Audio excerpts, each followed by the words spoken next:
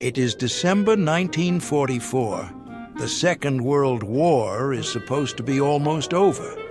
The Allies are pushing toward Germany, and the soldiers of the American 101st Airborne Division are resting in France, dreaming of going home for Christmas. But in the freezing darkness of the Ardennes Forest, a nightmare is waking up. Without warning, the earth shatters. Over 400,000 German soldiers and 1,000 Panzer tanks smash through the Allied lines in a massive, desperate surprise attack. It is Hitler's final, bloody gamble. Caught completely off guard, the American front lines collapse. Chaos reigns. But in the middle of this overwhelming onslaught lies a tiny Belgian crossroads town that holds the key to the entire war, Bastogne. If the Germans take it, they can split the Allied armies in half and change history. The men of the 101st Airborne are thrown into open trucks and rushed to the front. There is no time to gather winter gear, no heavy artillery, scarcely any ammunition. They are dropped directly into a frozen hell, temperatures plummeting to sub-zero, armed with little more than their rifles and their grit. Within days, the trap slams shut. They are completely surrounded by an enemy that outnumbers them 5-1. The thick winter fog grounds all Allied aircraft. No supplies can get in, no wounded can get out. Their field hospital is captured by the SS. The men are freezing to death in their foxholes, rationing single bullets, and wrapping their bleeding feet in burlap sacks. Soon, the German commander sends a message out of the fog: surrender or face total annihilation. What happens next is not just a story of survival. It is one of the most brutal, legendary, and psychologically terrifying sieges in modern military history. Welcome to the frozen hell of Bastogne. December 18th, 1944. The convoy of open-top cattle trucks groans to a halt in the muddy, chaotic streets of Bastogne. The men of the 101st Airborne Division jump down, their boots hitting the freezing slush. They are elite paratroopers, hardened by the brutal combat drops in Normandy and Holland. But right now, the scene around them looks like pure apocalypse. Bastogne is a town in absolute panic. Stragglers from shattered American infantry and armored divisions are fleeing through the streets in the opposite direction. These broken men, eyes wide with a 1,000-yard stare, tell terrifying stories of ghost-like German tanks appearing out of the thick fog, slaughtering everything in their path. They urge the paratroopers to turn back, to run while they still can. But the men of the 101st are moving straight into the meat grinder. They are marching into a winter war, but they are dressed for autumn. The suddenness of the German offensive meant the Airborne was deployed in a blind panic. Many had turned in their winter gear for cleaning back in France. Now, they stand in the freezing Belgian rain, wearing standard unlined canvas jump jackets. Their feet are wrapped in thin leather combat boots that offer zero protection against the creeping frost. Some men do not even have gloves. They have no white camouflage to blend into the snow that is surely coming. Worse still, they are critically short on the tools of survival. Heavy artillery was left behind. Ammunition is so scarce that unit commanders are already passing down a grim order. Count every single bullet. Shoot only when you have a guaranteed kill. And the medical situation. It goes from bad to catastrophic almost immediately. As the paratroopers fan out to form a defensive perimeter around the town, a tragedy strikes that shatters their safety net. The division's primary medical company, loaded with surgeons, supplies, and operating tents, takes a wrong turn at a rural crossroads just outside Bastogne. Out of the dense fog, a German armored patrol ambushes them. In a matter of minutes, the entire medical detachment is either killed or captured by the SS. The 101st Airborne is now facing one of the most brutal battles of the war, with almost no doctors, no surgical equipment, and no morphine to ease the pain of the dying. If a soldier gets hit now, his chances of surviving the cold and the shock are terrifyingly low. Despite the grim reality, orders are orders. The paratroopers move to their assigned sectors. The 506th Parachute Infantry Regiment marches north, disappearing into the thick, dark, and imposing pine trees of the Bois Jacques, the Jacques Woods. This forest will soon become synonymous with human suffering. As they reach the tree line, the officers shout the order, "Dig in," but the earth refuses to yield. The temperature has plummeted and the ground is frozen solid. It is like trying to dig a hole into solid concrete with a spoon. Men fall to their knees, hacking desperately at the frozen soil and thick pine roots with their small, foldable entrenching tools. Sparks fly as steel hits the frozen rock. Shovels break. Hands bleed. Every single inch of dirt takes an exhausting, agonizing effort. They dig shallow, miserable trenches just deep enough to keep their bodies below the line of enemy machine gun fire. 2 men to a hole. These frozen pits will become their entire universe, their homes, their fortresses, their dining rooms, and for many, their freezing graves. They line the bottom with pine needles, desperately trying to put a barrier between their bodies and the ice. But the cold seeps into their bones. It is a slow, creeping enemy that doesn't need to fire a single shot. Men start wrapping their boots in burlap sandbags to save their toes from frostbite. They huddle together, sharing body heat, shivering uncontrollably, listening to the ominous sounds echoing through the fog.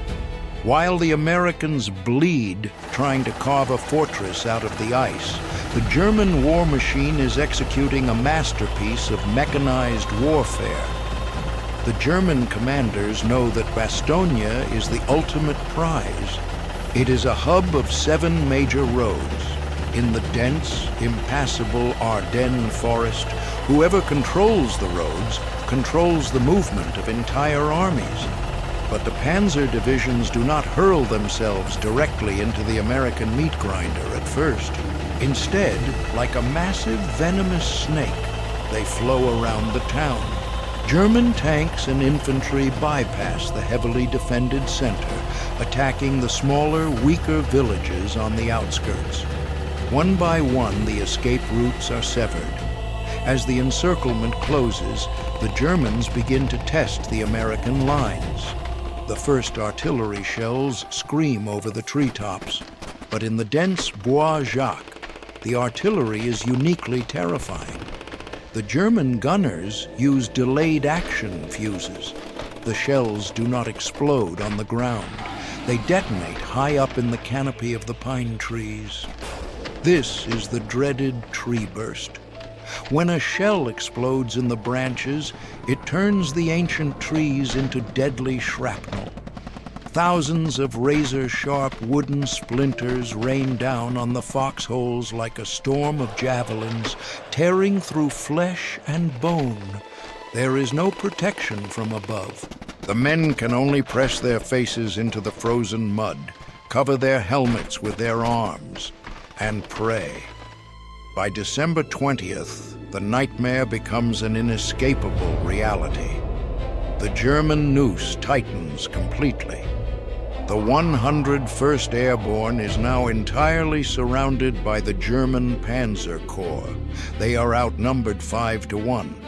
The thick, soupy winter fog remains plastered against the treetops, grounding the mighty Allied Air Force. No cargo planes can fly in to drop food or ammunition. No fighter planes can bomb the German tanks.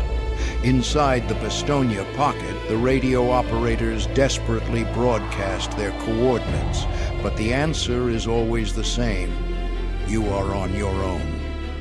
The Americans are no longer defending a strategic town. They are trapped inside a cage of ice and steel, staring into the dark woods, waiting for the slaughter to begin. And then, the first heavy flakes of snow begin to fall. December 22nd, 1944. The Bastogne pocket has become a pressure cooker of ice and blood. For 4 days, the men of the 101st Airborne have been pounded by artillery, starving in the snow, and fighting off relentless German probing attacks. Frostbite is claiming as many men as German bullets. The division's acting commander, General McAuliffe, knows his men are reaching the absolute limits of human endurance. They are surrounded, outgunned, and slowly freezing to death. Then, out of the blinding white mist on the Ardennes Road, the unthinkable happens. American sentries in the foxholes grip their frozen rifles, expecting another attack. But the figures walking toward them out of the fog are not shooting. There are 4 of them: a German major, a captain, and 2 enlisted men. And they are carrying a large white flag of truce. The battlefield falls eerily silent. The German officers are blindfolded by the Americans and escorted through the ruined, snow-covered streets of Bastogne to the command post. They bring with them a typewritten message from the German commander, General von Lüttwitz. It is not an offer to negotiate. It is a terrifying, arrogant ultimatum. The message is translated and handed to the American officers. It reads, "There is only one possibility to save the encircled U.S. troops from total annihilation: the honorable surrender of the encircled town. The German general is demanding that the 101st Airborne lay down their weapons immediately. If they refuse, the document states that a massive concentration of German heavy artillery, which is already pointing directly at Bastogne, will wipe the town and every American inside it off the face of the earth. The Germans give the Americans exactly 2 hours to reply." Down in the dark, freezing basement serving as the American command center, the message is handed to General McAuliffe. He is exhausted, running on empty. When he reads the demand for surrender, his first reaction is one of pure disgust. He crumples the paper, drops it to the floor, and mutters 2 words: "Aw, nuts." In 1940s American slang, it meant something between "this is crazy" and "go to hell." McAuliffe goes back to studying his maps, ignoring the deadline. But as the clock ticks down, his staff reminds him that the German officers are still waiting for an official, written response. McAuliffe pauses. He is a military man. He knows the protocol. But what do you say to an enemy who has you surrounded and is threatening to massacre your men? McAuliffe asks his staff. What should I tell them? Lieutenant Colonel Harry Kinnard speaks up. That first remark of yours, General. It would be tough to beat. A typewriter is brought out, and in one of the most legendary, defiant moments in military history, McAuliffe dictates the official response of the United States Army. It is incredibly brief. To the German commander, nuts, from the American commander. Colonel Joseph Harper is tasked with delivering the envelope back to the German delegation waiting in the cold. When the German major opens the envelope and reads the single word, he is completely confused. The slang does not translate. He looks at Harper and asks, "Is this reply negative or affirmative? I do not understand." Colonel Harper looks the German major dead in the eye. The frustration, the cold, and the sheer grit of the airborne troops boil over into his translation. "The reply is decidedly not affirmative," Harper says. "In plain English, it means, 'Go to hell.'" The German major stiffens, clicks his heels together, and salutes. "We will kill many Americans," he says coldly. "It is our duty." "We will kill many Germans," Harper replies. "It is our duty." The blindfolds are put back on, and the Germans are escorted back to their lines. As they disappear into the freezing fog, the silence returns to Bastogne. But it is a heavy, suffocating silence. Down in the foxholes, the word spreads quickly among the shivering paratroopers. The old man said nuts. A wave of dark, exhausted laughter ripples through the frozen woods. It is a massive boost to their morale. They are not giving up. They are paratroopers. They are meant to be surrounded. But as the 2-hour deadline expires, the laughter fades. The men press their bodies deeper into the frozen earth. They look up at the gray sky, and they wait for the German artillery to unleash hell on earth. The 2-hour deadline passes. The men in the foxholes brace themselves, waiting for the sky to fall. At first, there is nothing but the howling of the Ardennes wind. Then, the horizon lights up with a terrifying, flickering orange glow. The earth beneath their boots begins to violently shake. The German artillery unleashes a firestorm, but they do not just target the perimeter. On Christmas Eve, the Luftwaffe arrives. Formations of German bombers roar over the treetops, dropping high explosives and incendiary bombs directly onto the civilian town of Bastogne. Buildings collapse into the muddy streets. The town square is engulfed in flames. For the American medics, nurses, and the wounded trapped in the basements, Christmas Eve is spent suffocating in the smoke and dust of falling cathedrals. Out in the Bois Jacques forest, the paratroopers watch the town burn behind them. They are freezing, starving, and out of ammunition. As the sun rises on December 25th, there are no Christmas trees, there are no warm hearths, no carols, and no letters from home. There is only ice, blood, and the metallic smell of cordite. Men wake up covered in snow, their lips cracked, their fingers blue.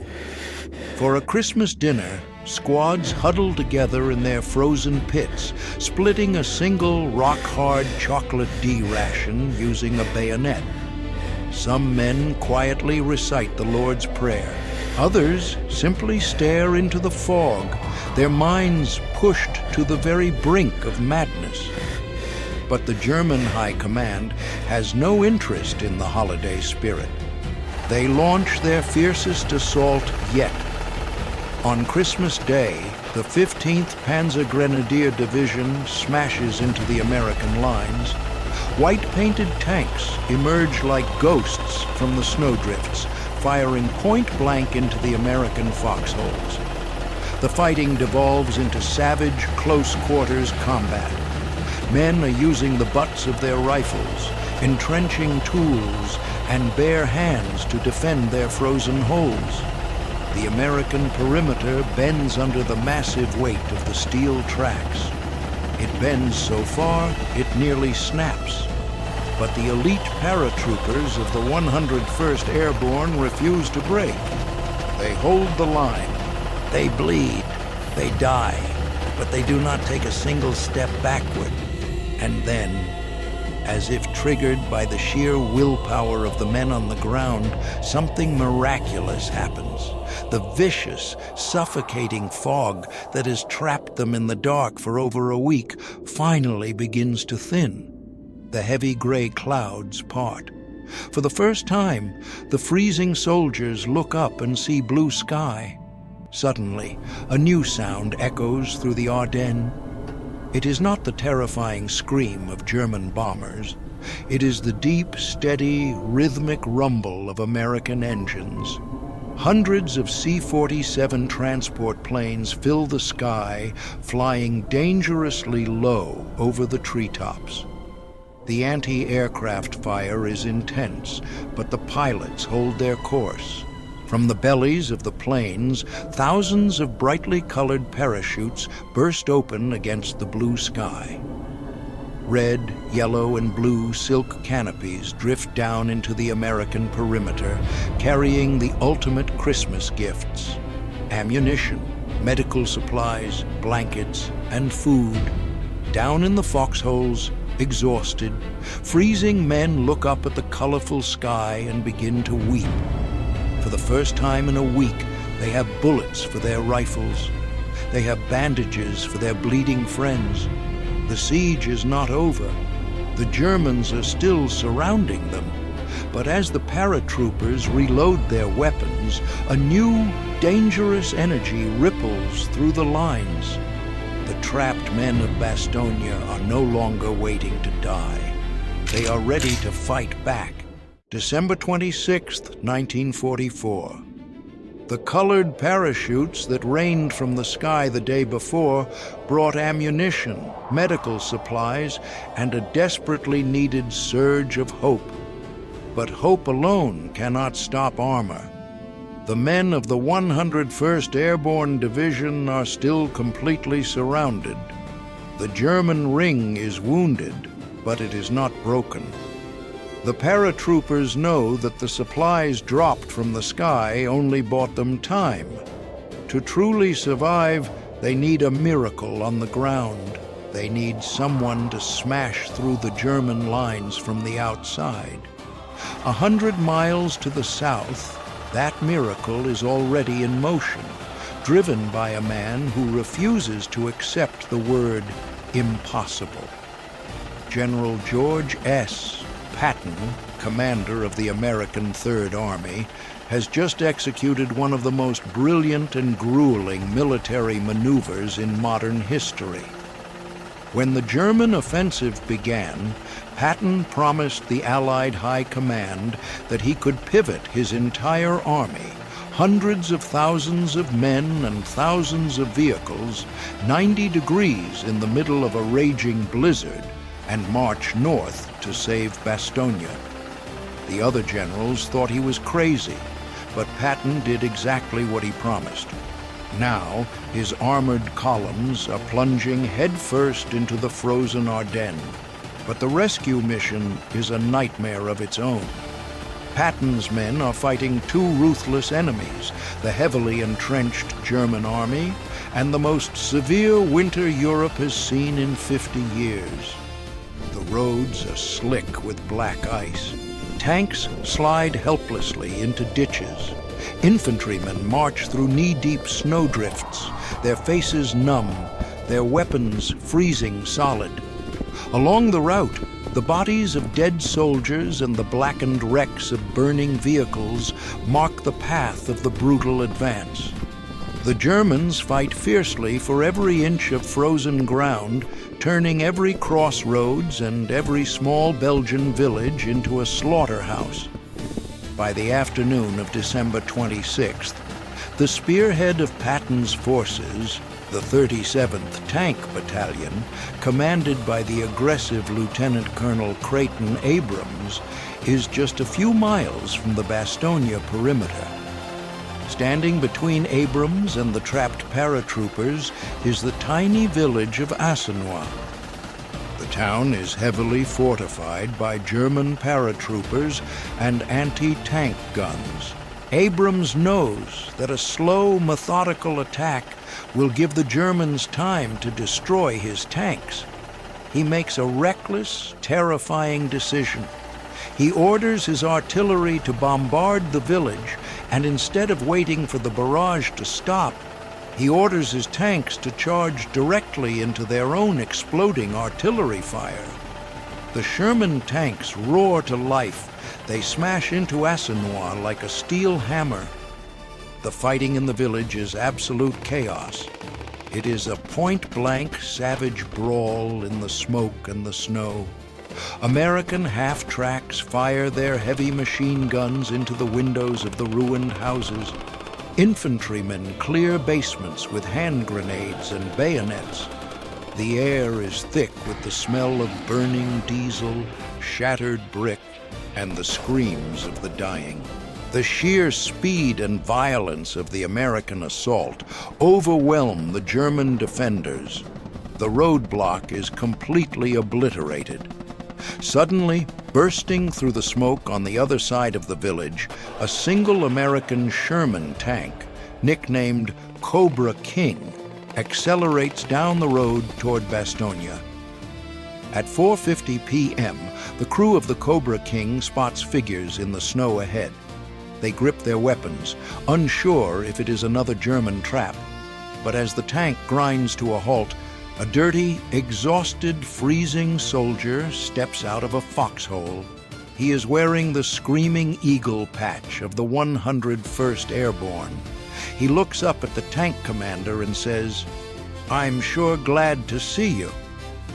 The commander smiles down from the turret and replies, "We're mighty glad to see you too." The siege is broken. The iron ring around Bastogne has finally been shattered. Over the next few days, the narrow corridor is widened.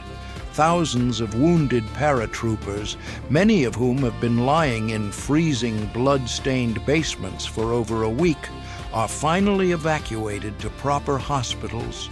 Fresh troops pour into the town. The agonizing starvation and the desperate rationing of ammunition come to an end.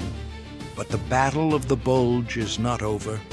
It will take another month of brutal, freezing combat to push the German army completely back to their starting lines. Hitler's final gamble ultimately fails, but the cost of the victory is staggering. The Ardennes offensive becomes the largest and bloodiest battle fought by the United States in World War II. Over 80,000 American casualties are left in the snow.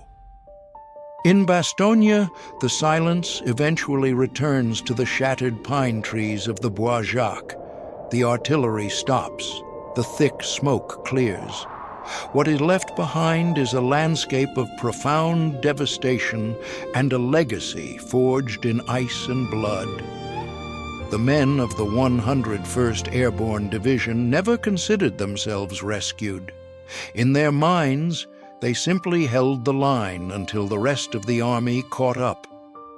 They walked into a frozen hell with summer uniforms, no supplies, and no hope, and they broke the back of the German war machine. They became legends, forever known in the annals of history as the battered bastards of Bastogne.